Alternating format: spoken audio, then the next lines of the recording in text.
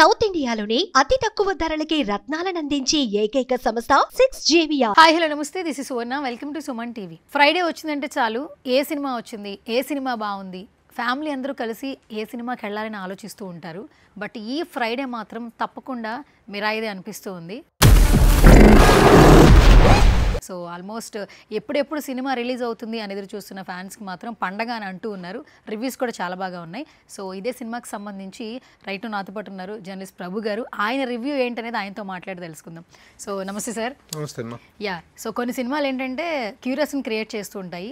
And చాలా మంది ఏంటంటే ఈ సినిమా వస్తే బాగుండు అనుకుంటూ ఉంటారు. మిరాయి వచ్చినప్పటి నుంచి, ట్రైలర్ రిలీజ్ అయినప్పటి నుంచి కూడా థియేటర్లో ఇది ఎలా ప్రొజెక్ట్ అవుతుందని ఒక క్యూరియస్ ఉంది. సో ఆల్మోస్ట్ మీరు కూడా సినిమా చూశారు.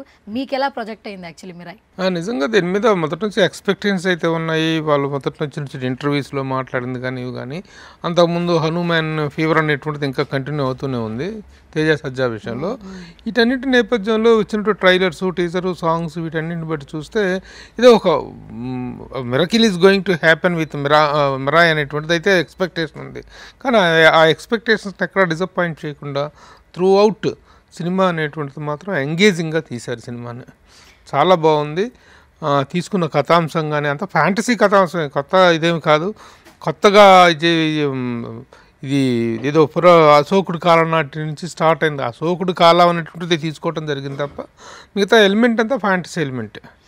ఫ్యాంటసీని చాలా చక్కగా చేశారు. 9 గ్రంథాల్లో నిక్షిప్తమైనటువంటి శక్తులను అశోకుడు తన భయంకర మారణకాండ యుద్ధంలో జరిగిన తర్వాత అతని పశ్చాత్తాపం నుండి పుట్టినటువంటి ఒక పరివర్తనలో నుంచి తనలో ఉన్నటువంటి శక్తియుక్తులు మొత్తాన్ని కూడాను ఒక 9 గ్రంథాలలో నిక్షిప్తపరిచి ఆ 9 గ్రంథాలకి 9 మంది పాలకుల్ని, 9 మంది ప్రొటెక్టర్ సంరక్షకుల్ని అప్పగిస్తే ఆ సంరక్షకులు తరాల వారీగా దాన్ని సంరక్షించుకుంటూ వస్తుంటే ఆ వచ్చిన తర్వాత 9 ఒక దుష్టశక్తి అనేటువంటిది తయారవుతుంది. ఆ దుష్టశక్తి చేతిలోకి ఈ 9 గ్రంథాలను 8 గ్రంథాలను ఆక్యుపై చేసుకుంటాడు.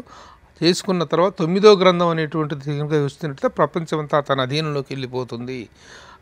ఆ ప్రమాదాన్ని రక్షించాలనేటువంటి ప్రయత్నంలో జరిగినటువంటి పరిణామాలన్నింటినీ ఒక చక్కటి ఆర్డర్లో తీసుకొచ్చాడు. దట్ ఈజ్ క్లుప్తంగా కథ. ప్రభు సార్, సినిమా చూసిన వాళ్ళు కొన్ని హ్యాష్ ట్యాగ్స్ ఇస్తున్నారు తేజ సజ్జా గారికి.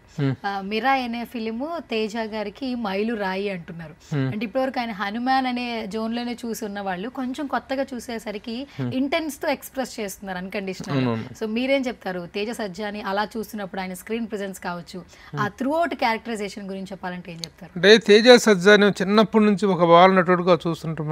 ఇప్పటి నుంచి ఈ రోజున ఈ స్థాయికి ఎదిగిన గ్రోన్ అప్ హీరోగా ఎదిగిన స్థాయి వరకు అతన్ని చూస్తుంటే చేసిన పాత్రలు కానీ, ఆ జాంబిరెడ్డి కానీ, తర్వాత హనుమాన్ కానీ, తర్వాత ఇప్పుడు ఇది కానీ ఒక స్టెప్ బై స్టెప్ ఎదుగుతున్నటువంటి ఒక పరిణామం కనిపిస్తుంది. మోరెవర్ ఆ అబ్బాయి సభల్లో కానీ, మీటింగ్లో కానీ, ప్రెస్ ఇంటర్వ్యూస్లో కానీ మాట్లాడే విధానం చాలా అపీలంగా ఉంటుంది. ప్రతి ఒక్కళ్ళు అప్రిషియేట్ చేస్తున్నారు the way he's behaving. That is very important. మనకేదో ఒక సక్సెస్ రాగానే ఎక్కడి నుంచో ఊడిపడ్డామన్నంత రేంజ్లో స్టేట్మెంట్లు ఇచ్చేయటం, తొడలగొట్టటాలు, ఇలాంటి బిహేవియర్ అనేటువంటిది ఒక అప్కమింగ్ ఆర్టిస్టులకి చాలా చాలా బ్యాడ్. ఆ రోజుల్లో చిరంజీవి గారు ఎదుగుతున్న రోజుల్లో ఎలాంటి నైస్ బిహేవియర్ అయితే చూపించారో అలాంటి డౌన్ టు ఎర్త్ బిహేవియర్లో ఉన్నాడు తను. టాకింగ్ అనేది పద్ధతిగా, చాలా పద్ధతిగా, చాలా అనలైటికల్గా నేను ఇంటర్వ్యూ చేశాను. నా ఇంటర్వ్యూ చేసినప్పుడు the way he expressed himself is very very nice. అలాంటి ఒక ఇది ఉన్నప్పుడు ఏంటంటే ఇలాంటి సక్సెస్ వస్తే, ఇలాంటి మంచి సినిమా వస్తే లెట్ అస్ ఎంకరేజ్ హిమ్ అనేటువంటి ఇదిలో ప్రేక్షకుడు ఉంటాడు. అది ఆ ఇదిలో పాయింట్ ఆఫ్ వ్యూ చూసుకుంటే ఈ సినిమాలో అతని performance simply super. And cinema అనేది ఆడియన్స్ దాకా రావాలంటే, అంటే డైరెక్టర్ ఉన్న, ఆర్టిస్టులు ఉన్న, నిర్మాత లేనిదే సినిమా అనేది బయటికి రాదు. 60 కోట్ల బడ్జెట్ పెట్టారు పీపుల్స్ మీడియా ఫ్యాక్టరీ నుంచి టీజీ విశ్వప్రసాద్ గారు. ఇప్పుడు ఆయన సినిమాలను చూస్తున్న చాలా మంది కంటెంట్ కింగ్ అంటున్నారు ఆయన్ని. సో 60 కోట్ల బడ్జెట్ తో పెట్టినటువంటి సినిమా ఈ రోజున థియేటర్లో ప్రతి ఒక్కరిని ఎంగేజ్ చేస్తోంది. సో విశ్వప్రసాద్ గారి గురించి ఏం చెప్తారు సార్? నిజంగా చాలా చాలా అప్రిషియేట్ చేసినట్టు విషయం. ఎందుకంటే ఈ రోజున ఆల్రెడీ మొన్న ఈ మధ్యకాలంలో ఆయనకు తగిలిన ఎదురు దెబ్బలు, మామూలు ఎదురు దెబ్బలు తగలలేదు. అలాంటి ఎదురు దెబ్బల నుంచి బయటపడి మళ్ళీ తన విశ్వాసాన్ని, డబ్బులు పోగేసుకోవడం కంటే ముందు విశ్వాసాన్ని పెట్టుబడిగా పెట్టాలి. ఇక్కడ కోట్లు ఉన్నాయి ఆయనకి, ఇటు కోట్లు పోయినందువల్ల ఆయనకు పోయేదేమి లేదు. కానీ మోరల్ అనేది ఉంటుంది కదా, ఆ మోరల్ స్ట్రెంగ్త్ అనేది అవసరం. అలాంటి మోరల్ స్ట్రెంగ్త్ని ఇచ్చిన సినిమాగా మిరాయిని చెప్పుకోవాలి. ఆ ప్రొడ్యూసర్ నిలబడితే నలుగురికి ఉపాధి అనేటువంటిది పెరుగుతుంది, ఇండస్ట్రీలో ప్రొడక్టివిటీ అనేటువంటిది పెరుగుతుంది. విశ్వప్రసాద్ గారిని నిజంగా అభినందించాలి. ఎందుకంటే ఇలాంటి సబ్జెక్ట్ తీసుకున్నప్పుడు ఇది ఎలాంటి షేప్ తీసుకుంటుందో, ఎలాంటి ఇదిలోకి వెళ్తుందో, ఇంత బడ్జెట్ పెడుతున్నాము, దీంట్లో ఒక సోషియో ఫాంటసీ ఎలిమెంట్స్ ఉన్నాయి, థ్రిల్లింగ్ ఎలిమెంట్స్ ఉన్నాయి, ఫైట్స్, ఖర్చు, విపరీతమైన ఖర్చు, గ్రాఫిక్స్, విఎఫ్ఎక్స్లు ఇవన్నీ ఉన్నాయి.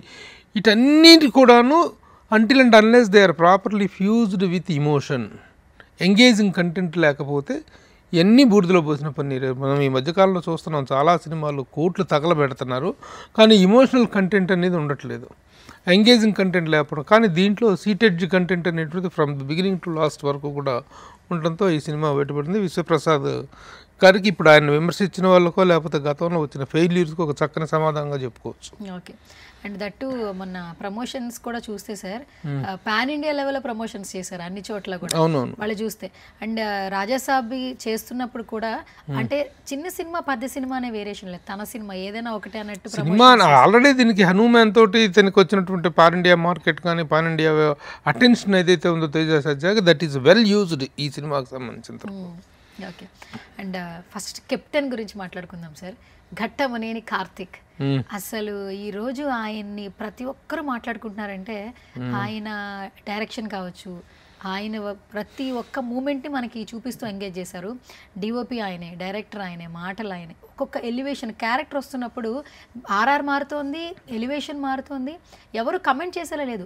థియేటర్లో అందరూ కూడా ఫోన్ కూడా పక్కన పెట్టేసి చాలా రోజుల తర్వాత ఒక మంచి సినిమా చూసామని చెప్తూ ఉన్నారు. సో వాట్ అబౌట్ కార్తిక్ గారు సార్? కార్తీక్ నేను గతంలో ఈగల్ సినిమా చేశారు, తర్వాత ఇంకో సినిమా అనేది అవి పెద్దగా పే చేయలేదు. కానీ అలా ఒక 2 డిసప్పాయింట్మెంట్స్ తర్వాత ఈ సినిమాని మళ్ళీ ఇంత క్రియేటివ్ హైప్స్ని మొత్తాన్ని బ్రెయిన్లో పెట్టుకొని ఈ సినిమాని అంత బాగా చేశారంటే రియల్లీ తను ఒక రెవెంజింగ్ సక్సెస్ ఇచ్చాడని అనుకోవాలి. తన ప్రీవియస్ ఫెయిల్యూర్స్ మీద ఒక రెవెంజింగ్ సక్సెస్ ఇచ్చాడు అనుకోవాలి. ముఖ్యంగా సాధారణంగా ఏంటంటే కెమెరామెన్లు ఎక్కడో బాలు మహేంద్ర లాంటి కొంతమంది చాలా మంది తక్కువ వెరీ రేర్గా మాత్రమే కెమెరామెన్ టర్న్ డైరెక్టర్స్గా వచ్చిన వాళ్ళు సక్సెస్ అయ్యారు. కానీ ఇప్పుడు ఈ సినిమా విషయంలో in every aspect Karthik Ghattamaneni is in the cinematography and the direction and the content, script, every aspect, the execution అంటాం, దట్ ఆ execution point of view he has done a wonderful job. And characters వచ్చినప్పుడల్లా కూడా వాళ్ళ elevation ఉన్నా కూడా director work కనిపిస్తుంది, మీరు అన్నట్టు స్క్రీన్ ప్రెజెన్స్ కనిపిస్తూ ఉంది. ఎస్పెషల్లీ ఈ సినిమాకి హీరో అంటే శ్రియా గారు అని చెప్తున్నారు సార్ బయట. యాక్చువల్లీ ప్రతి ఒక్కరు సినిమా చూసిన వాళ్ళు ఆఫ్టర్ లాంగ్ టైం శ్రియా గారిని అసలు అన్ఎక్స్పెక్టెడ్ రోల్లో చూసాము, దట్టు బాగా ఎంగేజ్ అయ్యామని చెప్తున్నారు. సో వాట్ అబౌట్ శ్రియా గారు? చాలా బాగుంది శ్రియా. ఎందుకంటే శ్రియాలో మనం చిన్నప్పటి నుంచి తను హీరోయిన్ ఎందుకని చూస్తుంటాం, చిన్న చిలిపి పాత్రలు, గ్లామరస్ ఓరియంటెడ్ పాత్రలు వాటిలో చూసాం. కానీ ఇలాంటి ఒక సీరియస్ కంటెంట్లో, ఒక సాక్రిఫైసింగ్ మదర్ క్యారెక్టర్లో చూడటం అనేటువంటిది మదర్ సాక్రిఫైసింగ్ మదర్ అంటేనే సాక్రిఫైస్, దానికి ఇదేం కాదు. కానీ ఆ క్యారెక్టర్ని ఈయన డీల్ చేసిన విధానం, ఆ క్యారెక్టర్ తాలూకు పర్పస్ని, ఆ క్యారెక్టర్ తాలూకు వెయిట్ని డైరెక్టర్ తీసుకున్న విధానం చాలా బాగుంది. ఎందుకంటే హీరోయిన్ అనే హీరో అని నేను అంటారు కానీ that is a heavy statement. But she has a wonderful centre, the force of the film. సినిమాను నడిపించినటువంటి క్యారెక్టర్ అది. ఆ రాబోయే ప్రమాదాన్ని గ్రహించి దాని తాలూకు అందరినీ హెచ్చరించి వాళ్ళందరి ద్వారా చేసుకున్న తర్వాత తను కొడుకునే సాక్రిఫైస్ చేసేసి సమాధిలోకి వెళ్ళిపోయేటువంటి, తపస్సులోకి వెళ్ళిపోయేటువంటి గొప్ప క్యారెక్టర్. చాలా బాగుంది శ్రేయ. అండ్ వీళ్ళ కాంబినేషన్ లేకపోయినా ఈ మదర్స్ అన్న ఎమోషనల్ చాలా బాగా పండింది సార్. స్క్రీన్ ప్రెజెన్స్ ఇద్దరికి లేదు, బట్ ఆ మ్యాజిక్ ని ఎంజాయ్ చేసాం. Yes, that is one wonderful point have raised. అది తల్లి కొడుకులు ఎక్కడా కలుసుకుంది లేదు. ఆ లాస్ట్ సీన్లో కూడా చెప్తే విన్నారు తప్ప తల్లి కొడుకులు కలుసుకుంది లేదు.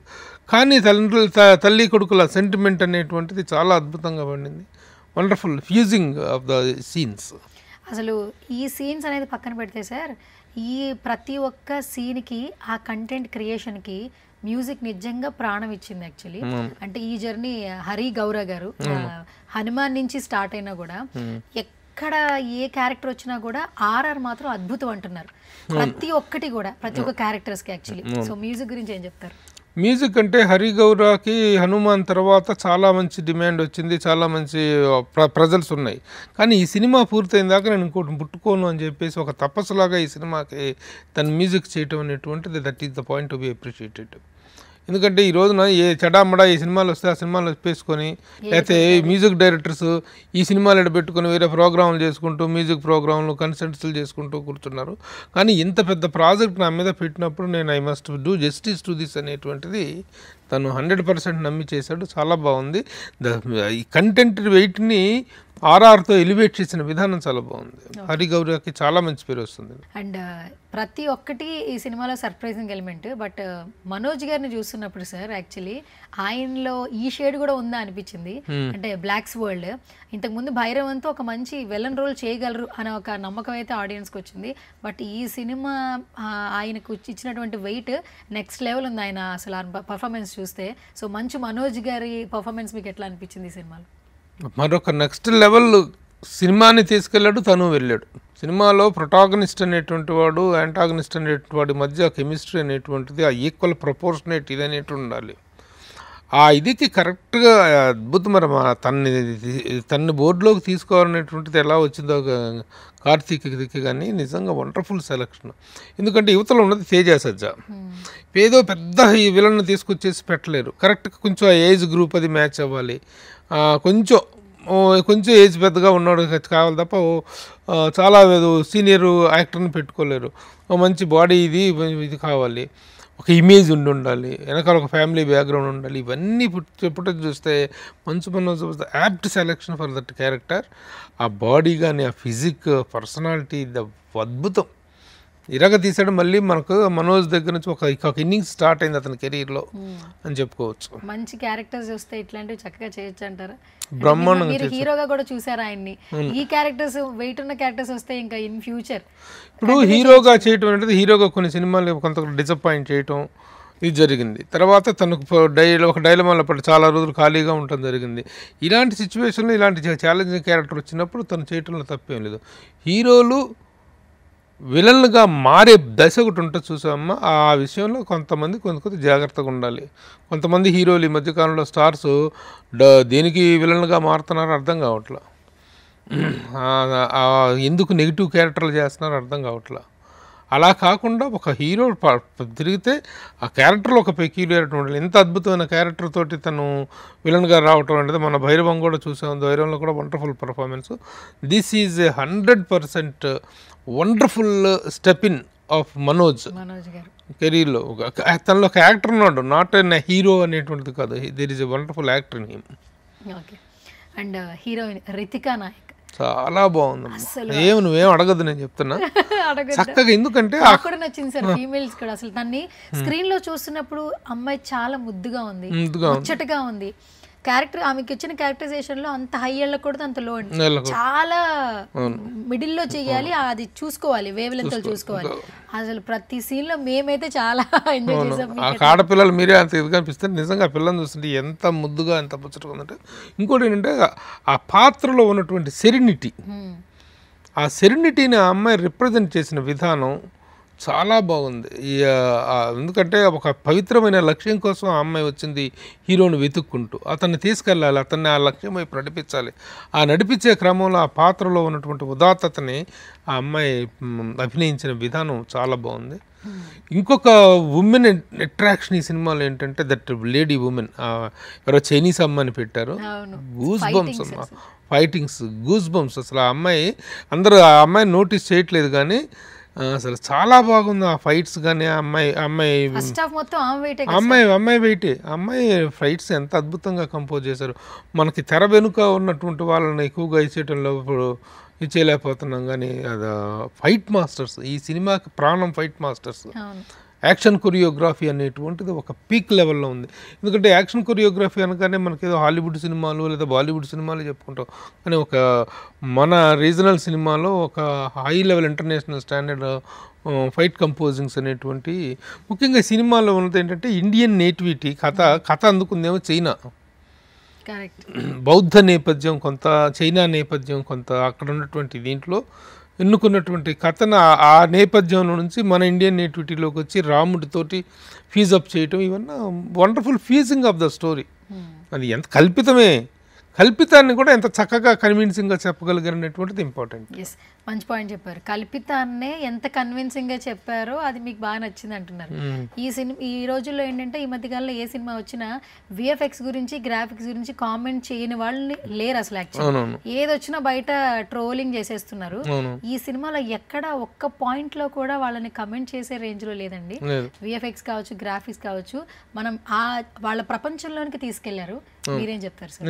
చాలా బాగున్నాయి గ్రాఫిక్స్, ఆ మంచు కొండల ఎఫెక్ట్స్ కానీ, అక్కడ ఆ గుహలో అతను అది తీసుకురావటం కానీ, షార్ట్ అయితే సార్ అసలు ఎస్పెషల్లీ అందరికి ఇట్స్ లైక్ గూస్ బంప్స్. అలాగే ఆ గరుత్మంతుడు పైకి లేవటం, ఆ మంచు దీంట్లో నుంచి అతను పైకి లేవటం, ఈ సీన్స్లో ఇంటర్వెల్ సీన్స్ గూస్ బంప్స్ అనమాట. చాలా బాగా తీసుకున్నారు. ఎంత కమాండింగ్తో అతను వర్క్ చేశాడు డైరెక్టర్ కార్తీక్ ఘట్టమనేని అనేటువంటిది ఎవ్రీ ఫ్రేమ్ స్పీక్స్.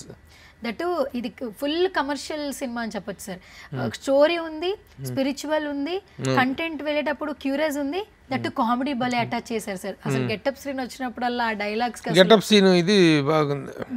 కాకపోతే ఆ ఇన్స్పెక్టర్ క్యారెక్టర్కును పోలీసు ట్రాక్ ఏదైతే ఉందో ఆ ట్రాక్లో ఒక ఆర్టిస్టు లేరు, ఇద్దరు డైరెక్టర్లను తీసుకొచ్చి పెట్టారు. బట్ అదంతగా సింక్ అయినట్టు కనిపించలేదు. వాళ్ళ ద్వారా ఏదైనా పోనీ వాళ్ళ సీన్స్లో ఒక చిన్న కామెడీ టింజ్ తేవటానికి ట్రై చేశారు, కానీ అది వీళ్ళ ఫేసుల్లో పలకలేదు. వాళ్ళిద్దరితో చేయించారు, కానీ వాళ్ళిద్దరితో సీరియస్ క్యారెక్టర్లు చేయించుకోవాలి, కానీ వాళ్ళ మీద చిన్న కామెడీలు వర్కౌట్ కావు. ఆ ఫేసుల్లో ఇప్పుడు మధ్యలో కామెడీ ట్రై చేశారు వాళ్ళ మీద. దట్ ఈస్ ద రాంగ్ ప్రయత్నం. అదొకటి మాత్రం చిన్న డిసప్పాయింటింగ్ ఎక్స్పెక్ట్. ఎందుకంటే యువతలో ఇతను అదరగొట్టేస్తున్నాడు కామెడీ బీట్స్, ఆ రేంజ్లో వీళ్ళు మ్యాచ్ అవ్వలేదు.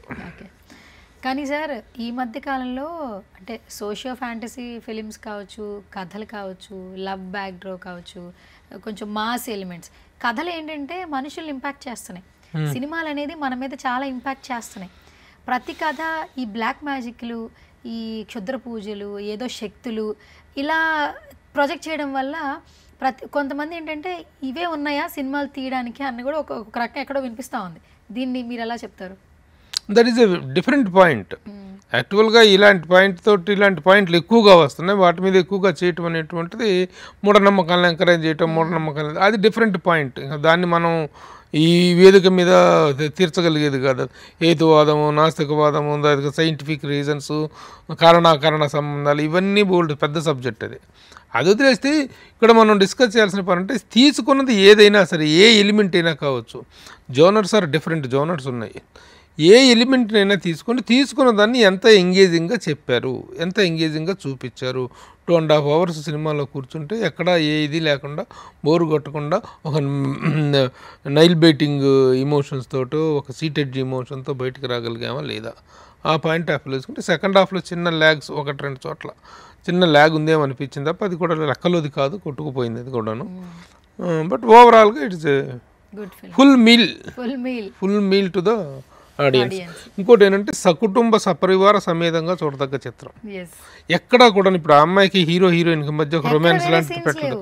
ఒక చిన్న సీన్లో ఒక చిన్న ఫ్రాగ్రెన్స్ ఆ అమ్మాయి దగ్గరకు వచ్చినప్పుడు, ఆ తెర వెనుక ఆ కట్టం చోటన దాక్కున్నప్పుడు అక్కడ ఒక చిన్న ఫీల్ని ఎంత చక్కగా డీల్ చేశాడు, చాలా చక్కగా డీల్ చేశాడు. అంతేగాని అక్కడ ఏకిల లవ్లు, కామెడీలు, సీన్స్ పెట్టలేదు. చాలా ఇంకోటి ఏంటంటే డ్యూయెట్లు పెట్టలేదు. అంతవరకు సంతోషం. సాంగ్స్ లేవు, స్టోరీ రన్ చేశాడు. ఆ అమ్మాయికి అతనికి డ్యూయెట్లు పెట్టినట్టయితే ఆ ఫిలిం తాలూకు సెరెనిటీ మొత్తం కిల్ అయిపోయి ఉండేది. కానీ మేమందరం ఫ్యాన్స్ చిన్న బాధ ఉంది సార్ మాకు. మేము వైబ్ ఉంది అనే సాంగ్ వస్తుందని ఎక్స్పెక్ట్ చేసాం సార్. సినిమా మొత్తంలో వైబ్ సాంగే లేదు. యాక్చువల్లీ అది ఒకటి పెట్టుంటే బాగుండేది అనిపించింది. ఏమో ఆ సాంగ్స్ అవన్నీ లేదు, కానీ ఆ క్యారెక్టర్ తాలూకు ఇది. ఇంకొక main highlight point to be discussed is the subject is opened by Prabhas voice over తోటి ఇవ్వటంతో అసలు నిజంగా ఆ కంటెంట్లోకి డ్రైవ్ అనేటువంటిది అద్భుతంగా జరిగింది. చాలా చక్కగా చెప్పాడు. ఆ కంటెంట్ని తను చెప్పిన విధానం కూడా, voice over is very very nice. Prabhas అది కాదు, సినిమా బిగినింగ్ ఏమో ప్రభాస్ వాయిస్, సినిమా బాహుబలి హీరో, ఎండింగ్ ఏమో బాహుబలి విలన్ రాణా తోటి ఎండ్ చేసి Part 2కు లీడ్ ఇవ్వటం very good, that's very good. ఓవరాల్గా it is an eye feasting film అమ్మ. పైసా వసూలు ప్రొడ్యూసర్కి కానీ అందరూ అటు ప్రేక్షకులకు కానీ అందరికీ కూడాను వెరీ హ్యాపీ. Very happy. సరే ఏంటి సార్ నెక్స్ట్ క్యూరియస్ పెరిగిందా పెరగలేదా? డెఫినెట్గా పార్ట్ 2లో విలన్ రానా గారేమో అనిపిస్తుంది. మరి అదే రానానే కదా, మరి విలన్ రానానే, విలన్ తోటి మరి టేక్ ఆఫ్ చేయటం మళ్ళీ అనేటువంటి సజ్జా హీరో, మళ్ళీ తర్వాత మళ్ళీ ఇంకా స్టోరీ మళ్ళీ ఇంకో కొత్తగా వస్తుంది అనిపిస్తుంది. చూద్దాం. ఓకే ఒక పేలర్ ఇచ్చారు, అది ఉండొచ్చు ఉండకపోవచ్చు, it depends upon. Done. Thank you sir, thank you so much Prabhu garu. మీ రివ్యూ అందరికీ నచ్చుతుంది. సో ఎందుకంటే ఒక మంచి సినిమా వచ్చినప్పుడు ఖచ్చితంగా మనం సపోర్ట్ చేయాలి. సో జర్నలిస్టులుగా ఫ్యామిలీ అందరూ కూడా థియేటర్కి వెళ్ళి ఇప్పుడు మీ మాటల తర్వాత ఇంకా క్యూరియస్గా చూస్తారు. ఆల్మోస్ట్ ఆ సినిమా మీద ఎక్స్పెక్టేషన్స్ చాలా మందికి ఉన్నాయి. ఒకటమ్మా, విషయం లేని సినిమాలని మనం ఎంత బాకాలు ఊదినా ఆడవు. విషయం ఉన్న సినిమాల మీద ఎంత విషం చల్లినా ఆ విజయాన్ని ఎవడో ఆపలేడు. ఆ వాస్తవాలు తెలుసుకోవాలి, ఇటు పబ్లిక్ తెలుసుకోవాలి, ఇటు ఇండస్ట్రీ వాళ్ళు తెలుసుకోవాలి. కాబట్టి సినిమాలో కంటెంట్ ఉంటే ఆ content will take you to the heights. That is enough. Okay అమ్మా, థ్యాంక్ యూ సార్. బై.